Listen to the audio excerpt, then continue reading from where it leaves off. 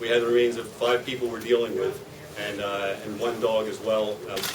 They're still trying to recover both pieces of the plane and, unfortunately, the remains of the victims as well. It was a very traumatic crash, and somebody had asked about whether the remains of the victims remained in the cockpit. There's no cockpit to be seen. We're driving along, and then there was an enormous crash sound, a boom sound. And then we saw the flames come from the middle of the median, and then something tumbled across in front of us, debris all around us, and we were weaving to avoid a direct hit. It's about 10 o'clock. We were working down at Springbrook Country Club and just heard a loud whining noise, like a plane going down. Looked up, saw a plane, smoke coming out of both wings. Looked like it was almost a stunt pilot. We were actually saying stunt pilot, and then it just started going down, straight down, and we ran over to the other side of the golf course where we thought it crashed because we saw a plume of smoke come up, and the guys over there said it went straight down, and then they tried to bring it back up, and it just went into a nosedive, and all we saw was the smoke after that.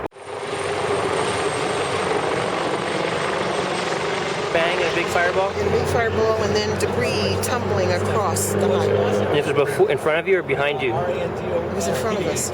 But then by the time we couldn't, our momentum was such that we couldn't stop in the middle of the roadway. We were just taken in the moment, and we're trying to avoid all the things that were coming towards us. Did you drive right through the fireball? We drove around it as it was coming. We were trying to avoid the biggest piece of the wreckage. And then did you actually go out and see if there were any survivors? We tried to get there, but the police were very good, and they were there quickly. And what did it sound like? It sounded like Pearl Harbor. That's what we thought it was at first. It was like it sounded like Pearl Harbor at first, like right out of the movie, straight out of the movie, like, and then we looked up and it did like a 360, and then just started jumping up and down, and then it just went down. Was it going fast? Yeah, it was going fast. It happened really quick. It happened really quick. Did you have any fear it might come down on you guys? Yeah, it was scary. The guy, one of the guys we work with, actually looked up, saw it. He said it was much lower than it was, I guess, when it passed us over by him on the other side of the golf course.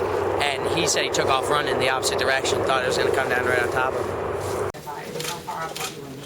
Preliminarily, again, this is third-hand information. I haven't heard the tapes myself, but what I've been told from the FAA is that the airplane was about 17,500 feet, and there was a conversation between the pilot and the controller about icing. Icing was the subject of the conversation, but I don't know further details as to if he was asking where it was or if he was reporting that he might be in some.